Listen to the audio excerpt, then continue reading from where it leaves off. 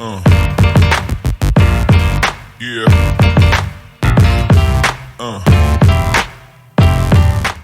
दोस्तों नमस्कार, मैं उमेश गौतम, समग्र प्रदेश समाचार से। हमारी सरकारों ने अपने लक्ष्य रखे हैं, उन लक्ष्यों पे बात करेंगे। और ये बात समझ लीजिए कि अगर किसी देश को आगे बढ़ना है तो सबसे पहले मूल चीज़ शिक्षा है। ये चाहे सनातन धर्म की बात रही हो, हमारे सनातन धर्म में सबसे पहले वेद लिखे गए। इससे साबित होता था कि जब भी सनातन धर्म रहा, कितनी सदियों पुरानी, उसकी कोई कल्पना नहीं की जा सकती, तब भी लोग इतने पढ़े लिखे थे कि वेदों की रचना कर दी। इससे साफ साबित होता है कि शिक्षा ही हमें विकास के मार्ग पर ले जाता है। वहीं हमारी सरकारों ने एक तय लक्ष्य रखा है कि 2047 तक भारत विकसित राष्ट्र की श्रेणी होगा। हमें भी खुशी है, हम चाहते हैं और हमारा भारत निश्चित तौर पर, हमें पूर्ण विश्वास है कि 2047 तक विकसित राष्ट्र की श्रेणी पे आएगा। पर कुछ बातें भ्रांतियां जैसी भी हैं। अब बात करते हैं विकसित भारत को प्राप्त कैसे किया जा सकता है। विकसित भारत को प्राप्त करने के लिए अहम बात शिक्षा है। तो हमारे भारत में शिक्षा का कितना जोर दिया जा रहा है, या आपको राजनेताओं और सरकार के द्वारा बता रहे हैं। पहली बात तो हम एक छोटी सी बात आपको बता दें कि एक विशेष सर्वे में आया था कि लगभग संसद भवन में, मंत्रालय में 72% लोग अपराधी प्रवृत्ति से होके आए। अब आप सोचिए, जिस राज्य सरकारों में सत्ता में बैठे हमारे मुखिया आपराधिक प्रकरणों के बाद यहाँ पहुंचे हैं, वो खुद उनका शिक्षा का स्तर क्या रहा होगा, और आने वाले समय में हमारे बच्चों को शिक्षा का क्या स्तर दे देंगे। अब ये तो बड़ी दुखद बात है, पूरे भारत में शिक्षा का स्तर इतना गिर गया है कि 1947 में अच्छा था आज के शिक्षा के स्तर पर। इसलिए कि उस समय के नेताओं की बात करिए, उस समय के नेताओं को देखिए और उनके कर्तव्यों को देखिए, और आज के नेताओं को देखिए और उनके कर्तव्यों को देखिए। अगर ये कहा जाए कि ये भ्रष्टाचार तंत्र जानते हैं और अनपढ़ और गंवार हैं, केवल यही कहा जा सकता है, क्योंकि ये लोग केवल झंडा लेके यात्रा निकालना और धार्मिक यात्रा में परिवर्तित करते हैं। कहीं पे इनके विकास की बात नहीं, कहीं शिक्षा की बात नहीं। और जब देश अनपढ़ और गंवार हो जाएगा तो निश्चित तौर पर 2047 में कैसा विकसित भारत होगा, ये आप लोगों को सब समझने की बात है। अब हम बात करते हैं सतना जिले की, क्योंकि मैं सतना से हूं और सतना जिला में होने वाली गतिविधियों पर मेरी खास नज़र रहती है। हालांकि मैं पूरा देश में रहा है और देश के लिए मैं कुर्बान हूं, उसके बाद भी मैं सतना में हूं, तो सतना की कुछ बातें जो मेरी आंखों के सामने से गुजरती हैं उन पर ध्यान देना भी मेरा दायित्व बनता है।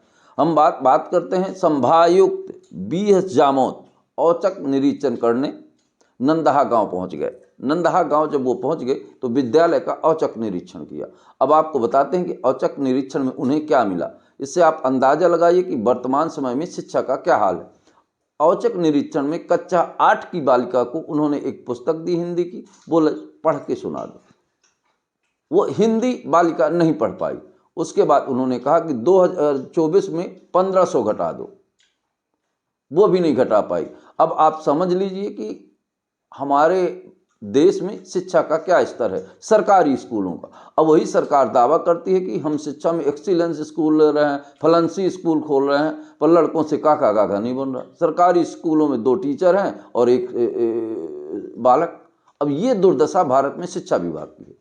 और जो लोग मेरा वीडियो सुन रहे हैं और देख रहे हैं, वो बताएं कि अगर वो कितनी उम्र के हैं और उनके ज़माने में शिक्षा के क्या हाल था और आज शिक्षा का क्या हाल कर दिया। उसका कारण है कि हमारे नेता निश्चित तौर पर अशिक्षित हैं और उन्हें शिक्षा का मूल्य ज्ञान नहीं है।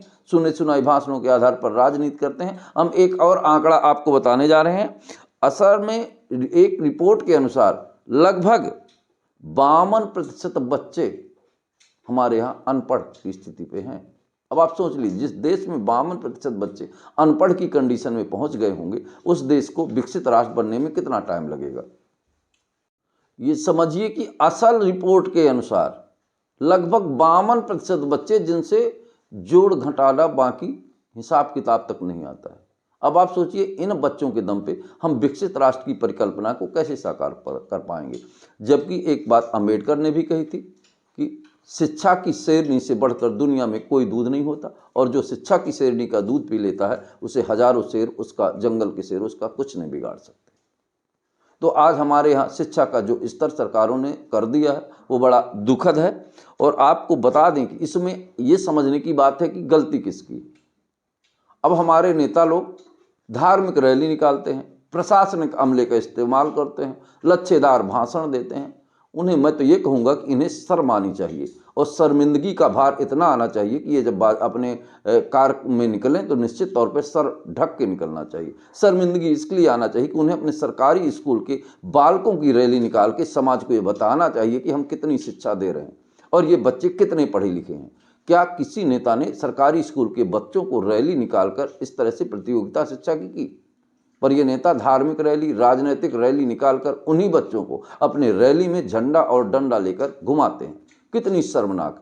और उन माँ बाप को भी जिनको अपने बच्चों के साथ ऐसा करते हैं कि रैली में जाने देते हैं। और आप समझ लीजिए कि इससे सबसे ज़्यादा गरीब घर के परिवार के ही बच्चे प्रभावित होते हैं। तो सरकारें कहती हैं हम गरीबी उन्मूलन करेंगे, ये बिल्कुल गलत बात है। सरकार चाहती है कि देश इसी तरह गरीब और गर्त और अनपढ़ रहे ताकि उनकी चमचाई और उनकी जी हुजूरी करता रहे। पर हमारे देश वालों को समझना पड़ेगा, ऐसे नेताओं से सख्ती से बात करें और अपने बच्चों के भविष्य के निर्माण के लिए जागृत हों। और सरकारी स्कूलों की जो दुर्गत है, तो ये वर्तमान सरकार 10 सालों से सरकार है, इसे भी शर्म आनी चाहिए और शर्मनाक लहजा इसके लिए कि कपोल कल्पित और ढोंगी भाषण देकर समाज को कलंकित कर रही है और पूरे देश को कलंकित कर रही है। जिस तरह ये पूरे देश को दूसरे नेताओं को कहते हैं कि ये देशद्रोही और कलंकित है, मैं तो कहूँगा कि यही इनके ऊपर भी लागू होना चाहिए। क्योंकि अगर शिक्षा टूट गई और शिक्षा का स्तर हमारे देश में कमज़ोर हो गया तो हम कभी विकसित राष्ट्र की श्रेणी में नहीं जा पाएंगे। ये तो कल्पना एक, हालांकि सरकारें निश्चित तौर पर झूठ बोलती हैं और केवल झूठ बोलती हैं, इनको शर्म नहीं आती, ना इनको हया है। पर मेरा ये मानना है कि आम जनता को इस बात को समझना पड़ेगा कि शिक्षा के स्तर को खराब करने में इन राजनेताओं का पूरा हाथ। कोई भी नेता, वो चाहे सतना हो, कमजोर हो गया तो हम कभी विकसित राष्ट्र की श्रेणी में नहीं जा पाएंगे। ये तो कल्पना एक, हालांकि सरकारें निश्चित तौर पर झूठ बोलती हैं और केवल झूठ बोलती हैं, इनको शर्म नहीं आती, ना इनको हया है। पर मेरा ये मानना है कि आम जनता को इस बात को समझना पड़ेगा कि शिक्षा के स्तर को खराब करने में इन राजनेताओं का पूरा हाथ।